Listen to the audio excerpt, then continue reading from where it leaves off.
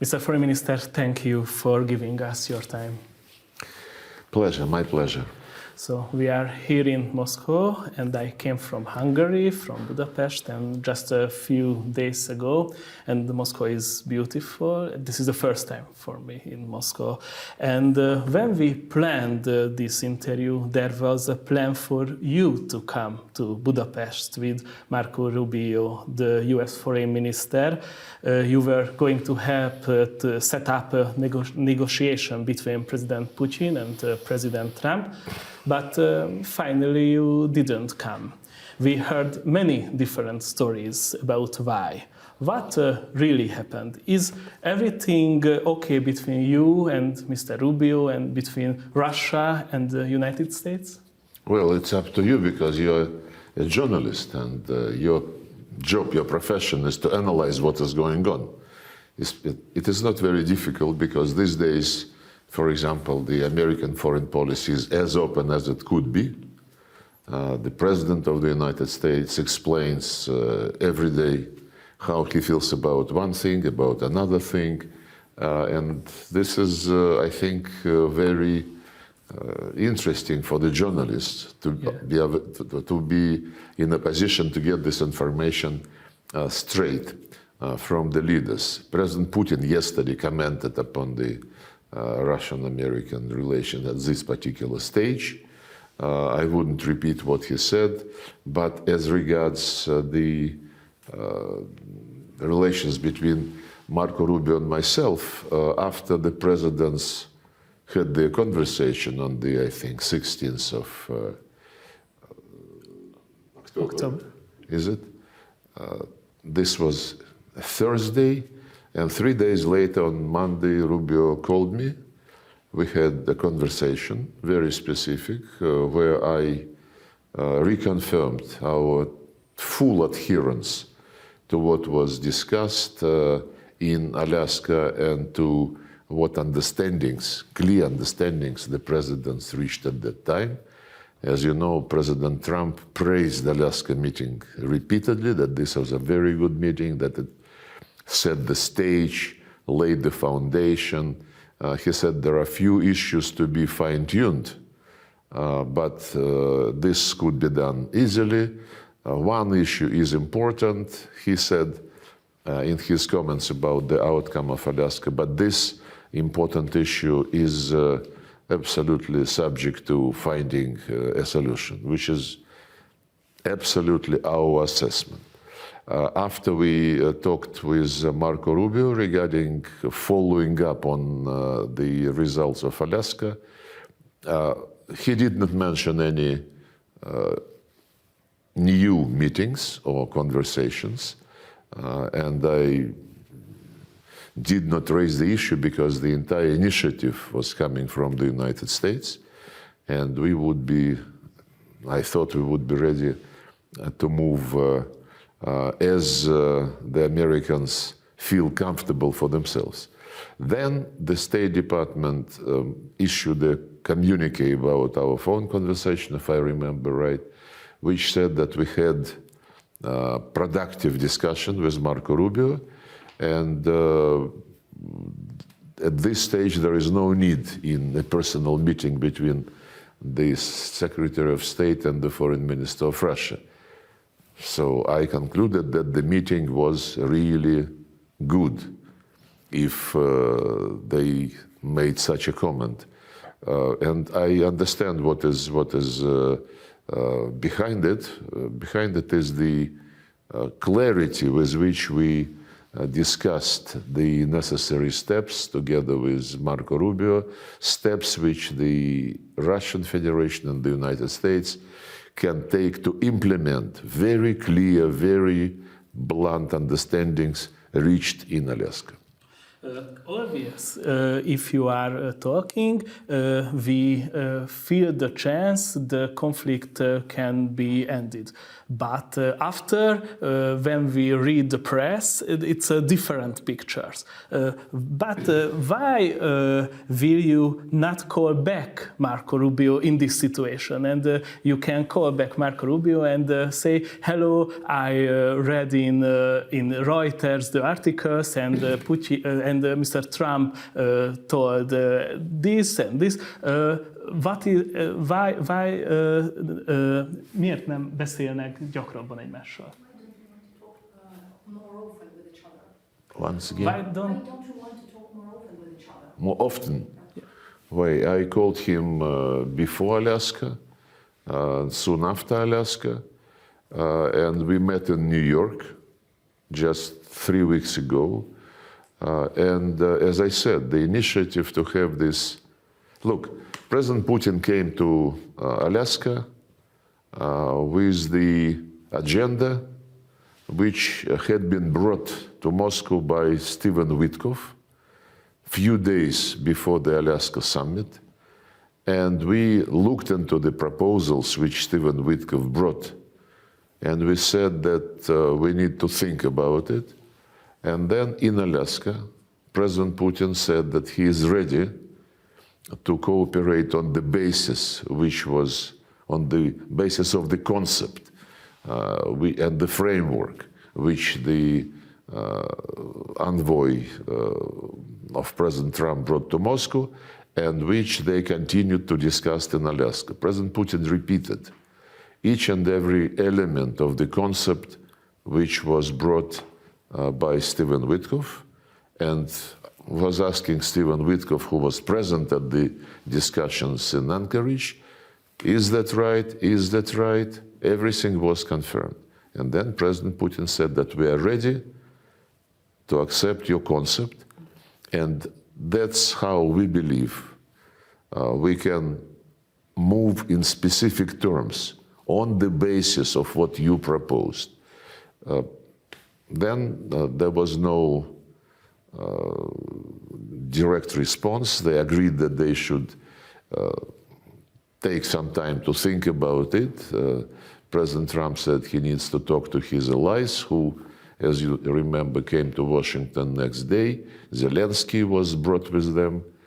And President Putin, of course, briefed his allies, our neighbors, and strategic partners. Then there was no, so the ball was there on the side of the Americans, who proposed something which we eventually were ready to accept. And in New York, I reminded Marco Rubio about this sequence of events. He said, yes, we are still considering, we are trying, we are interested. So from the diplomatic point of view, we don't want to interfere in their internal considerations. We don't want to create some discomfort for the United States, which is under huge, unbelievable pressure from the European hawks, from Zelensky and others who don't want to have any American-Russian cooperation on anything. So there are enough people who are not very polite and who impose themselves upon Washington politicians and use each and every means to undermine the process which could have achieved its goals some time ago. And one very telling thing is they're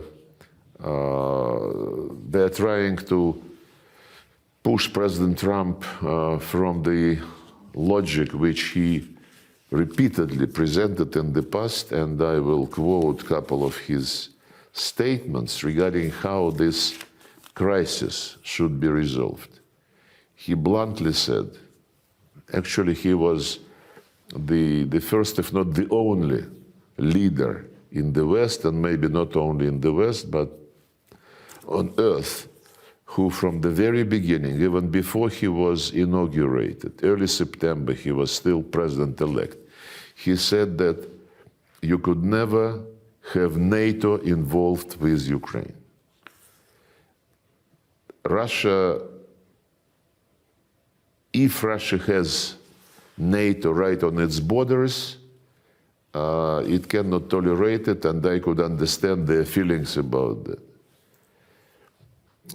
Zelensky and Ukraine must understand, this was already in August, a couple of months ago, must understand, no getting back Obama-given Crimea, and no going into NATO by Ukraine.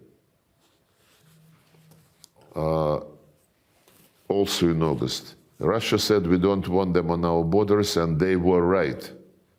And everybody knew you just can't do that.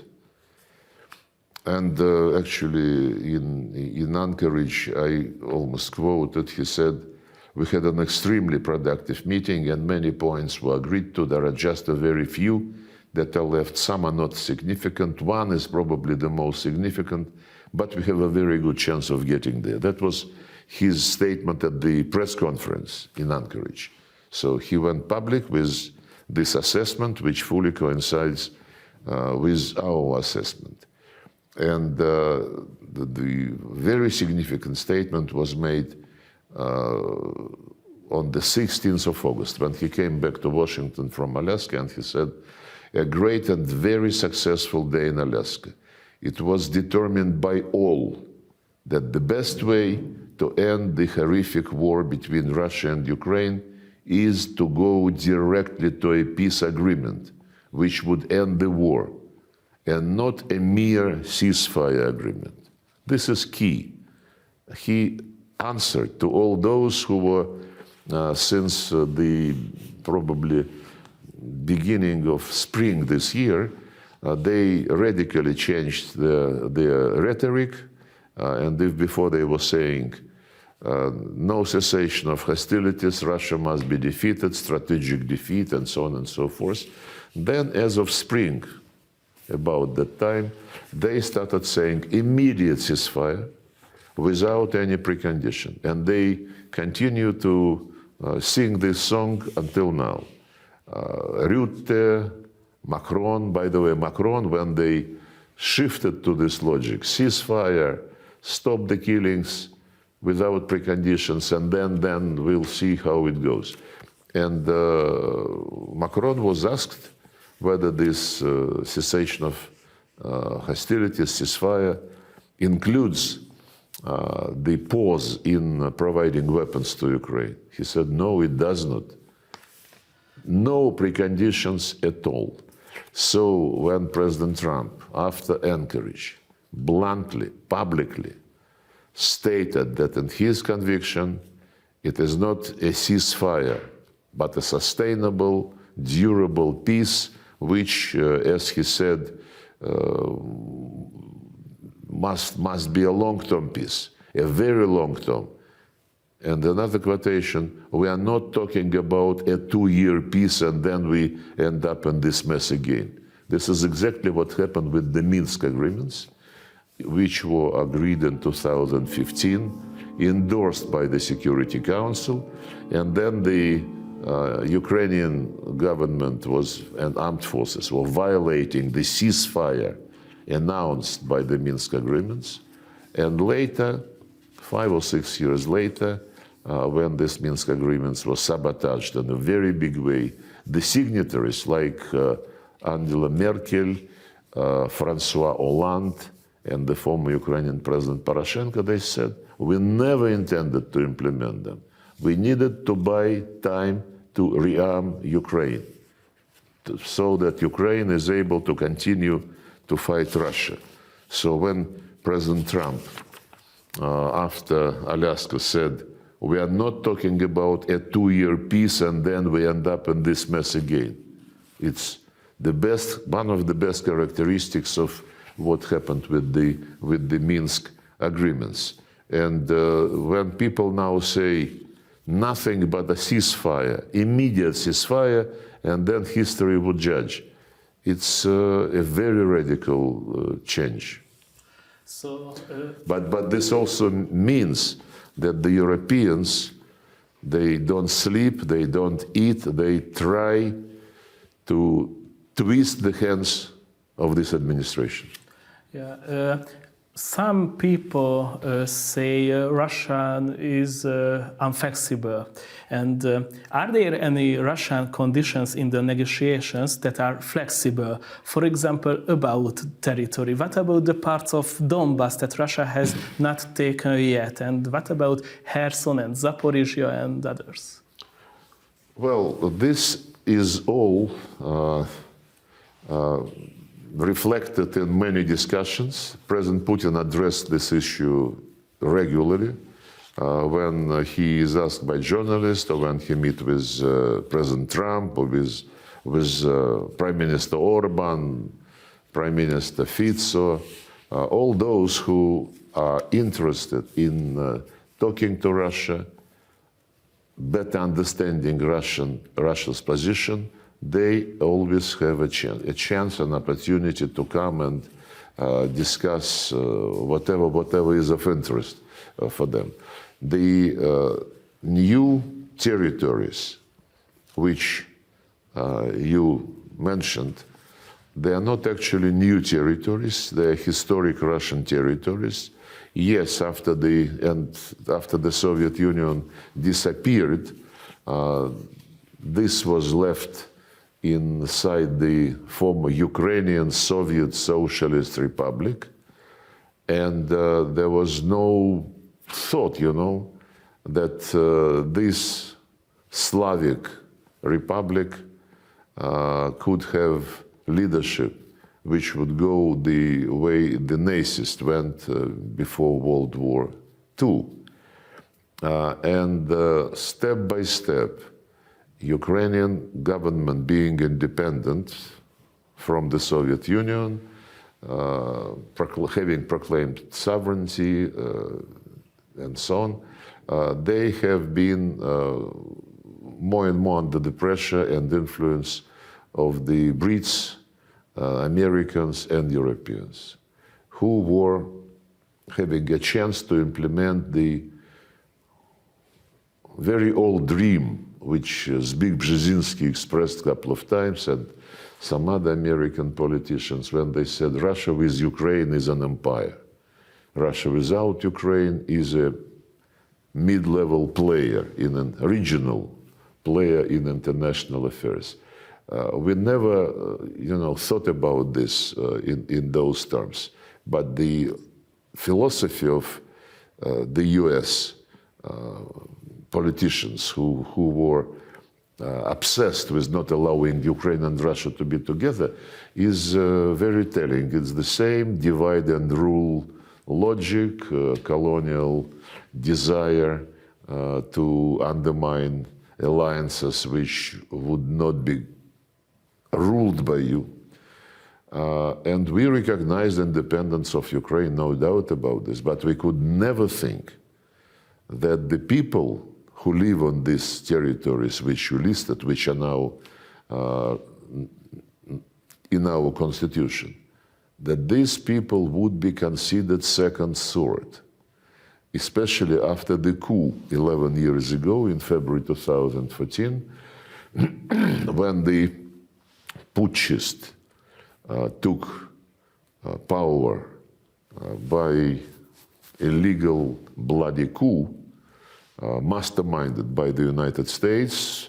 Some time ago, after this event, Victoria Nuland admitted at the hearings in Congress that the United States spent, by that time, about $5 billion to support Ukraine, and she said it was not in vain, because eventually democracy prevailed.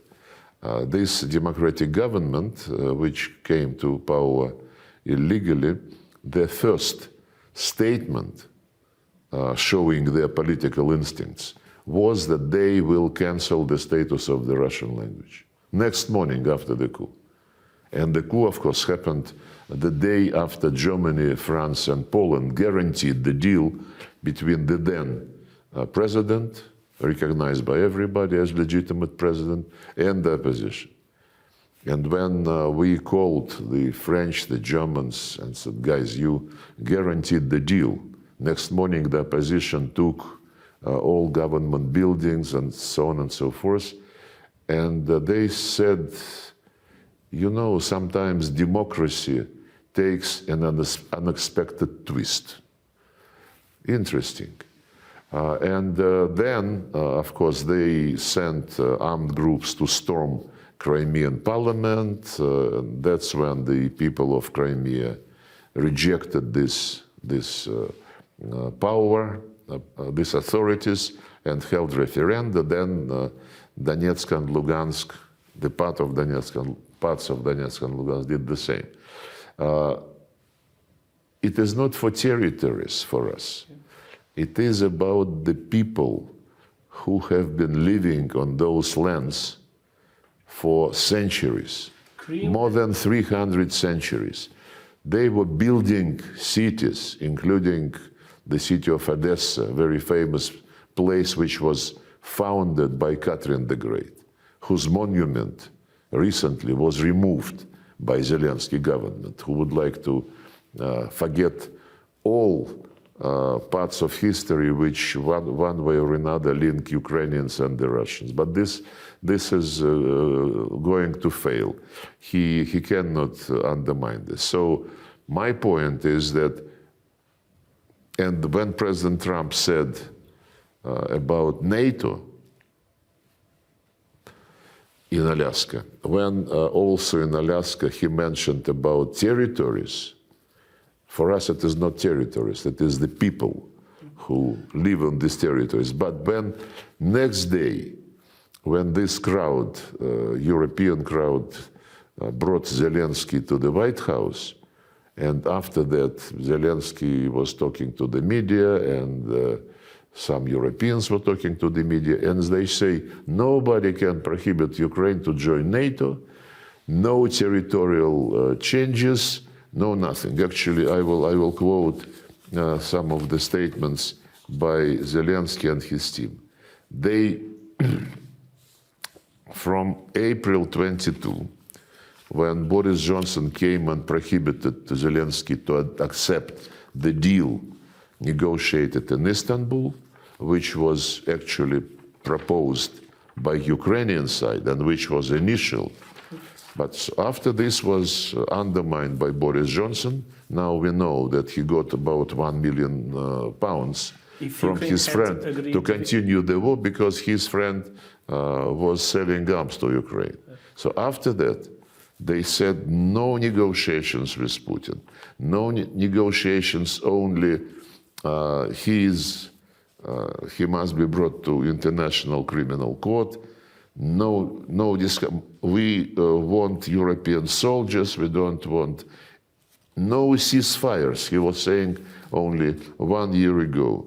And then in September this year, he said to give to Putin one or another piece of land, this would never happen. It is not a solution, this is just a pause. And isolation of Russia is what must remain forever. So when people now say ceasefire, ceasefire, we know that they want just to buy some time again. And that this logic, which is deeply rooted in Zelensky, whatever moves him, head, brain, is obvious for any objective observer.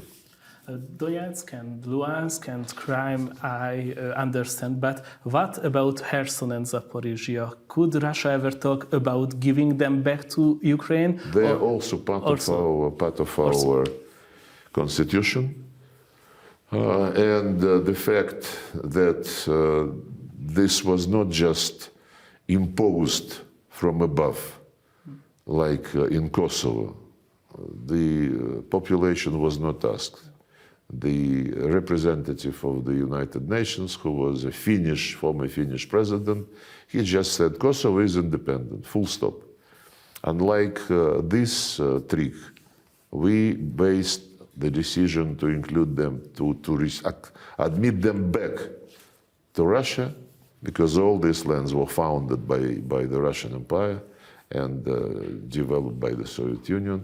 Only after all of them, each of these 4 places after Crimea, held referenda and bluntly expressed their desire to rejoin with Russia. And when we now liberate remaining parts of Zaporizhia, this is the Russian way to pronounce it, and Kherson, the people, in spite of the attempts of Ukrainian army to pull them into mainland Ukraine, they are not, most of them are not leaving. They are staying and they are welcoming the Russian soldiers who liberate them. So this is not our will, our imperialist desire, some people say. This is our concern for the future of the people who feel being part of the Russian culture. By the way,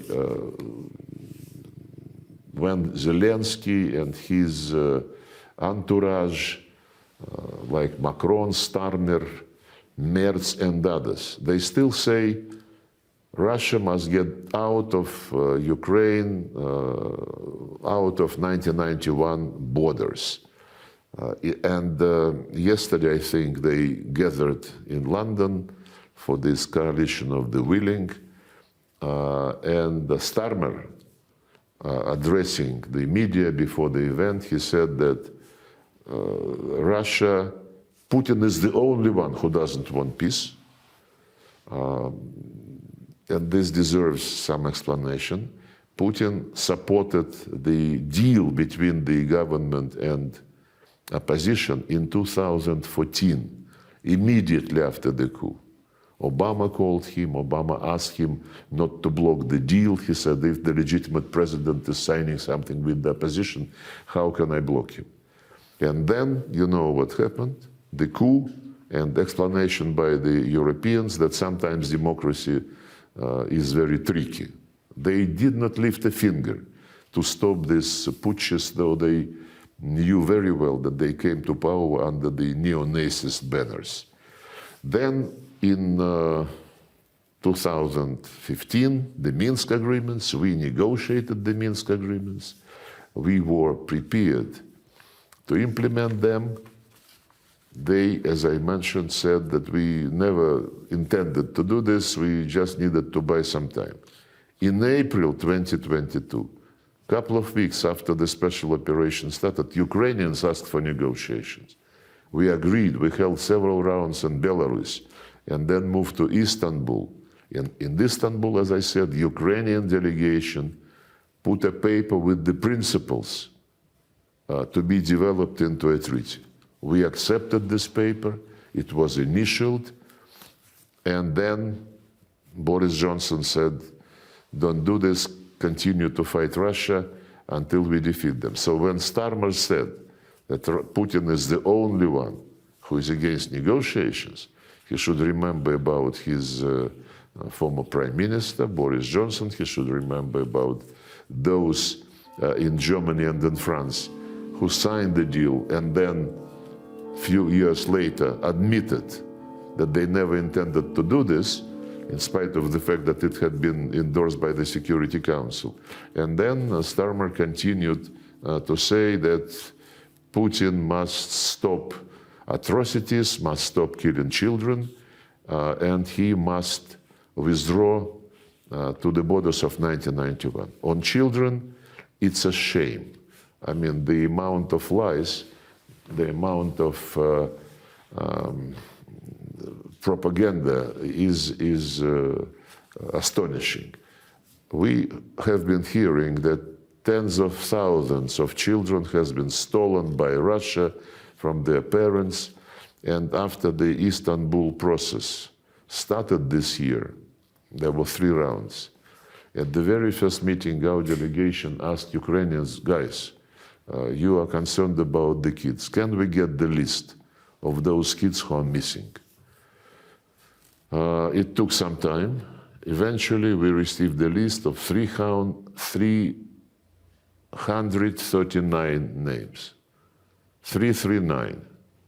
No 10,000, not even 1,000. And we checked that list. A huge part of it are not kids, are grown-ups. Many have been verified as being in Europe. So when you listen this, but Starmer keeps saying that we must stop hijacking children. And as for 1991 borders, and Russia must withdraw, okay, hypothetically, in their dreams and delusions, if we leave the territories inside the 1991 Ukrainian borders, what happens to those people whom they publicly called, the respective governments of Ukraine after the coup called them inhumans, called them specious. Specious, by the way, is the term used by Zelensky long before the special operation started. He was asked in August 21 what he thought about the people in Donbass on the other side of the line of contact according to the Minsk agreements. And what he was asked what he thought about those people. He said, you know, there are people and there are species. And if you live in Ukraine and feel like being part of Russian culture, my advice to you, for the sake and safety of your kids, for the sake and safety of your grandchildren, get out to Russia. So, in fact, Donetsk, Lugansk, Zaporizhia, and Kherson, the population of these four territories, they follow his advice. They go back to Russia. And what about Odessa? Because President Putin told the Hungarian journalist Gábor Stier in the Valdai discussion that Odessa is an ancient Russian city. What did you mean by that? I just mentioned, it's just the fact which any educated person knows very well, that Odessa is a city. There was a very small village on that spot. And Catherine the Great founded Odessa. She built Odessa. She built the ports, she built roads, factories, and that's what is meant. And Odessa was always an international city, famous for its good humor. And Odessa, of course, is the heritage, and it is part of the UNESCO list of world cultural heritage. But when the monument to the founder of the city, Catherine the Great, was removed by the Nazist regime, UNESCO just stayed shut up. And the French Director General, Madame Azoulay, did not comment upon it at all. If the negotiations don't work, when will Russia say we have reached our goals and end the war? Look, the goals have never changed. I gave you some examples. When they started strategic defeat to Russia, no negotiations, and now they are pleading and threatening. Ceasefire immediately, without any preconditions, because Ukraine is running out of weapons, and we need to replenish the weapons for Ukraine. Or there must be sustainable long-term peace, as President Trump said after Alaska. Now the Europeans are trying to dominate the agenda with the rhetoric about ceasefire. They zigzagging, depending on what is going on the front line. We are convinced that to save the people from the Nazist regime, the people who have always been part of the Russian culture, they spoke Russian language, they were teaching their children in Russian. They watched Russian movies. They got news from the Russian media outlets, culture, theaters, what have you. And when all this have been prohibited by legislation, the Constitution of Ukraine still states that the state of Ukraine guarantees the rights of national minorities. Russian minority is highlighted separately, Russian and other national minorities as regards education, what have you. And when all this was cancelled by law, and they started this cancelling in 2017, long before the special operation started, and since then, and this was another root cause, the root cause number one, NATO, because it was intended to pull Ukraine into NATO and to build military bases in Crimea, on the Sea of Azov, just on our doorsteps. And I quoted President Trump, who bluntly explained why it's absolutely unacceptable to Russia, and everybody must understand this. But another root cause is extermination of everything Russian, history, language, media, culture, education, toppling and destroying the monuments to the Russian representatives who founded Ukraine in the eastern and southern part, toppling the monuments to those who saved Ukraine and Europe from Hitler and his Nazist troops. And we ask from time to time, publicly and individually, we ask our colleagues who show any interest in, helping to settle this conflict. We ask, why are you, okay, NATO, it is something which not too many people would like to get into publicly, but human rights, it's in the United Nations Charter. It says everybody must ensure human rights irrespective of race, gender, language, or religion. Language, as I said, totally banned by law. In practice, people still use Russian language because it is their native language. Ukrainian Canonical Orthodox Church had also been banned by law, and but people only ask, when are you going to end the war? When are you going to have a ceasefire? It's not honest, if you wish.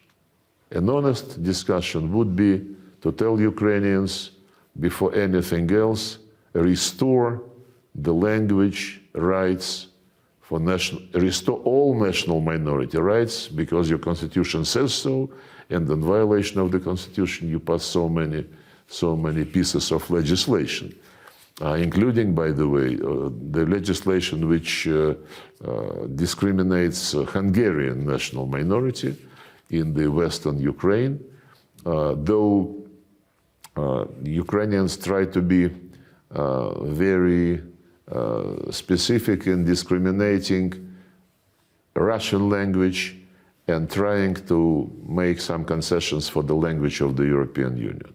There is no single international convention which says that there are some languages which are more important than others. It's like Orwell, all animals are equal, but some are more equal than others. I repeatedly discussed this with Peter Sijarto, and he assured me that when Hungary fights politically, diplomatically for the right of national minorities, Hungary means all national minorities as international conventions, as the United Nations Charter require. And we appreciated the role Hungary played when this framework for negotiations with Ukraine on accession to the European Union was discussed. And Hungary, I think, single-handedly insisted that these chapters on negotiating accession included quite considerable language on national minorities, on their rights, and it is formulated not just about European Union languages. It's about all languages and all national minorities. And we appreciate that Hungary happened to be basically the country which single-handedly achieved this. It's another matter that nobody in Brussels wants to remember about this deal, this consensus. And when various representatives, including the Commission on Expansion, Mrs. Kos, as far as I understand, is saying, no, Ukraine is fully ready to begin accession negotiations. For Ukraine to be ready, they first have to undo what they have done in violation of their constitution and many conventions. So it's not, I think, appropriate when people say, when are you going to end the war? Where are you going to stop? Zaporizhia, are you going to give it back? Actually, we now have taken some other territories which are not, which do not belong to the regions reflected now in our constitution. The reason is very simple. We need a buffer zone because Ukrainians continue shelling, bombing, droning Russian including the territories which never were challenged by anybody. I mean Bryansk, Belgorod, Kursk, and so root causes. That's what must be key to understanding how to help end this situation efficiently, and thinking not about grabbing back territories, not about saving political losers who are ruling in Kyiv, but thinking about the people who, should be the utmost concern of those who say that they are champions of democracy. And when we are accused that we violate so many things, we, invaded independent state in violation of one thing, like in violation of its independence, then in violation of the Budapest Memorandum of 1994. First, we recognized Ukraine on the basis of its own Declaration of Independence and its constitution. In 1990, Declaration on Independence was adopted, which says non-nuclear, neutral, non-bloc country with the rights of all national minorities and so on and so forth. And this was then endorsed by the constitution. So we recognize the Ukraine, which is very different from the country run by the openly Nazist regime. And when people pull it into NATO and say it has the right to choose alliances, it is not our reading of the situation. When we recognize somebody, it is on the basis of what this country is according to its own proclamation. The first question before the Hungarian-Russian relationship. I've been thinking a lot about if Ukraine joining NATO is a red line. Why was Finland's NATO membership not a red line? What is the difference between Ukraine and Finland from Russia's point of view? Well, the regime in Finland, I think they made a mistake. I know Alexander Stubb very well since the time when he was the foreign minister. Remember in 2008 when then president of Georgia, Saakashvili, launched an attack against the city of Tskhinval and the peacekeeping group which was there on the basis of the mandate of OSCE. And Alexander Stubb was in Tbilisi, and then he was passing through Moscow. And he made a very, I think, sober and accurate assessment of what kind of person Mr. Saakashvili was, and he was a reasonable gentleman. We had nice human relations and nice professional relations. And then after the special operation against Nazist regime in Kyiv started, somehow the Finnish leadership started to experience, I think, nostalgic feelings about the times when they were helping another Nazist regime to defeat Russia during World War II. And if not Zelensky lead Ukraine, ha nem Zelensky vezetné Ukrajnát, akkor nem náci rezsim lenne? Can you speak up? Okay. If there will be another leader in Ukraine, not Zelensky, then will the regime be Nazis? If there would be another what? Leader. Look, I am not in the guessing business. We have a bluntly Nazist regime, which, as I said, show openly the despise to anything Russian, which prohibited anything Russian. It's the only country on earth which prohibited a language, not to mention that this is official language of the United Nations. In Palestine, in any Arab country, Hebrew is not prohibited. In Israel, Arabic is not prohibited. But Zelensky prohibited the Russian language. Now they included Pushkin, Lermontov, Dostoevsky, some other writers of world fame in a list of materials which promote imperialist propaganda. No comment, as it were. So the Hungarian-Russian relationship. A few days ago, it was October 23rd, the anniversary of the 1956 revolution in Hungary. And that was one of the saddest days in our history, and when the Soviets occupied our country. Some Hungarians still fear the Russians. We love freedom and we love independence. Honestly, we don't want to be attacked again. What can you say to them? Should they worry about a Russian attack in Hungary? Who? In Hungary, people.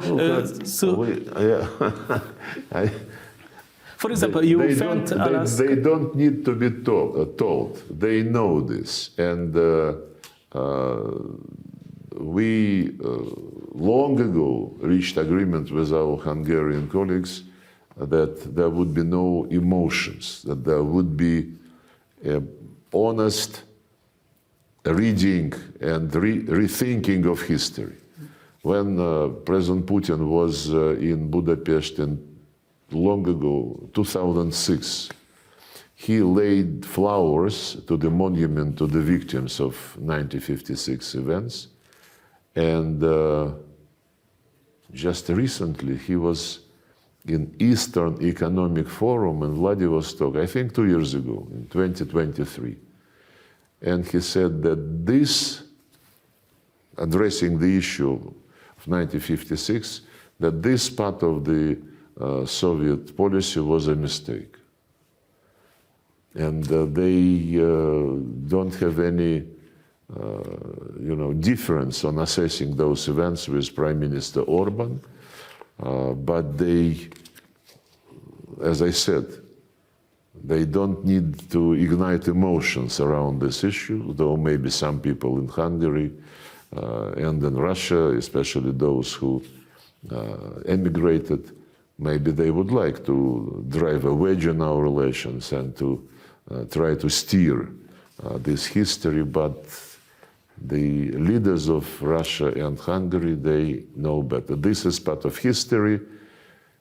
We gave our assessment, Hungary gave its assessment, and we now live a new life, remembering about all periods of our history. There were good periods, there were not very good periods, there were bad ones, but they remain in our memory, they remain in history, and they do not prevent us from develop mutually beneficial cooperation politically, economically, technologically, and other ways. I am asking because you went to Alaska wearing a Soviet Union hoodie, and some people in Hungary weren't too happy about it. Some people said it was a secret message. Was it, or are you just a big troll? There was some concern that I went to Alaska. You wear a Soviet Union hoodie in Alaska, a hoodie. Sweater. Sweater. Look, we also have T-shirts with the emblem of the Russian Empire. Yeah. Many people wear it. It's part of history. And apart from the fact that the sweater was very stylish, so and it was very... It was a random choice or a secret message in Alaska? No. And do you have Columbia sweaters or Novorossiya sweaters too? Look, in any country, there are parts of clothing devoted to history, to some bright moments of history, or to some moments when, for me, the Soviet Union is my motherland. I was born there. I enjoyed my youth. I enjoyed my employment by the Foreign Ministry, and I don't think that we should be ashamed of it. On the other, to the contrary, the Soviet Union was the key winner in World War II. Yes, we were fighting with Hungary at that time, we were fighting with Finland at that time, but that was a war which allowed everybody to create the foundation for the new world. The United Nations, everybody is equal, and apart from Nuremberg and Khabarovsk tribunals, basically, we thought that everybody now decided to be forthcoming, like the French and the Germans overcame the old grievances. So did we with many countries who thought that the Soviet Union was exploiting them in the Comecon, in the Warsaw Treaty. But it's very interesting. For example, Germany. Everybody thought that German Democratic Republic was the servant of the Soviet Union, and as soon as the freedom explodes, Germany would be reunited, and it happened. It was reunited, but not the way which people discussed. It was not an equal reunification. It was swallowing by GDR by West Germany. And I know for sure, for example, that no one who used to work in the GDR Foreign Ministry was left in the United Germany foreign ministry. Many people were left unemployed and so on and so forth. Some other countries, including, I think, Poland, did the same. I don't remember that Hungary was doing something like this, and I believe it is right. I believe that after many wars which were originated in Europe or by Europe, it has to be a different epoch, and we all must unite to build a different world, like we all agreed in 1975 in Helsinki, and developed principles which are now absolutely ignored and grossly violated by those who run OSCE, those who become chairpersons, and those who work as Secretary General. The current Secretary General, our Turkish colleague, is trying to overcome this deficiency, and we wish him very well. But, oh yes, I forgot to mention about Budapest Memorandum. Many people said that invitation to Budapest, the meeting there, would basically mean that it is a humiliation, because Budapest already was once the place where guarantees to Ukraine was signed, and it will be a very bad memory association. People who say so, they never read the Budapest Memorandum. The Budapest Memorandum says that Ukraine, as other former Soviet republics who refused to have nuclear weapons, would receive guarantees. Guarantees as the nuclear powers give to non-nuclear states. That's it. That's all. And these guarantees say that nuclear weapons would not be used against non-nuclear powers who are members of Non-Proliferation Treaty. But parallel with the Budapest Memorandum, a declaration was signed by the same signatories, which contained their commitments, solemn commitments, to observe all principles of OSCE, including national minorities, democracy, freedom of speech, and so on and so forth. All these commitments, which have been reflected in OSCE documents and which were reiterated on the occasion of the adoption of Budapest Memorandum, have been grossly violated by the Ukrainian regime. So we don't think we are in any way violating that document, which played a very important role in that period. So the last quickly question, can we expect you to visit Budapest soon, you, President Putin, or maybe President Trump? If there are talks, could they happen in Budapest? Because we have many great T-shirts and sweaters, some even show our old borders, but that's a complicated topic, and we have very little time left. But can we? So can we expect you to visit to Budapest? Sure. I was not invited. President Trump suggested to President Putin to meet in Budapest. President Putin said, yes, let's go into the preparatory work. We had a good conversation with Marco Rubio. The initiative was on the part of the United States. As I said, I heard that the State Department issued a communique saying that it was a good and productive phone conversation between Rubio and Lavrov, and it was so good that for the time being we don't need any meetings. So, you know, the initiative is there, and we are polite people. And when we are invited, we say, yes, let's agree how and where and when. And when this invitation is cancelled, as President Trump said yesterday in the in the White House.